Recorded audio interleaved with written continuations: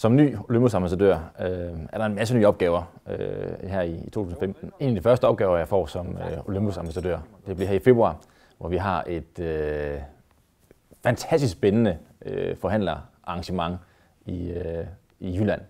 Og jeg kan ikke sige så meget mere om, hvad der kommer til at foregå, og hvor det bliver henne og alt sådan noget, men det er et arrangement, der har været under opsejling længe, og det skulle efter sigende blive endnu bedre end sidste år.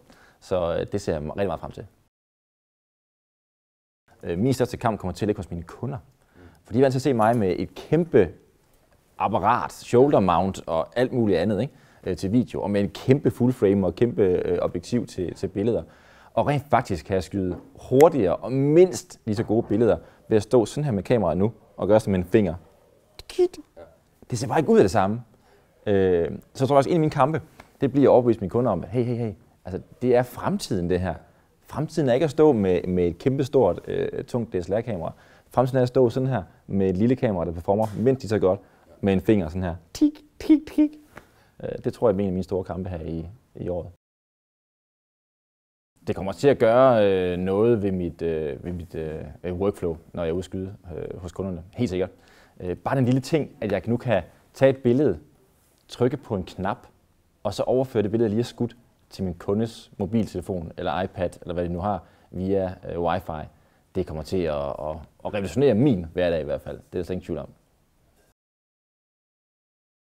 Jeg tror nemlig, at fotografer ikke skifter med det samme fra DSLR full frame til mirrorless, som jeg har gjort. Det tror jeg, for mange vedkommende, ikke alle, men for mange vedkommende bunder det i frygt for det nye i virkeligheden.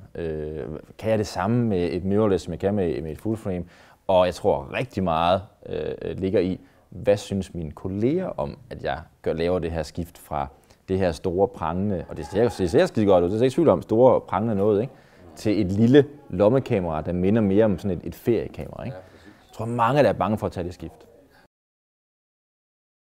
Og bare ved, at jeg skifter til Olympus, og det kan virke åndssvagt for nogen det her måske, men bare det, at jeg skifter fra min gamle brand til Olympus, der sparer jeg lige omkring 2 kilo i min fototaske. Plus jeg får mere med. Jeg er ikke i tvivl om, at nogle reaktioner vil blive, at jeg er sindssyg. At det er vanvittigt at skifte det hele ud nu, og mirrorless er slet ikke klar, og det, måske om et par år er det der, og så videre. Nej, det er nu, det er der. Så ikke vente et par år med at skifte. Og et eller andet sted, så har jeg også lidt, man må gerne belønne dem, der er lidt fremme i skoene. Og det er Olympus i den grad. Udsendelsen blev præsenteret i samarbejde med Olympus.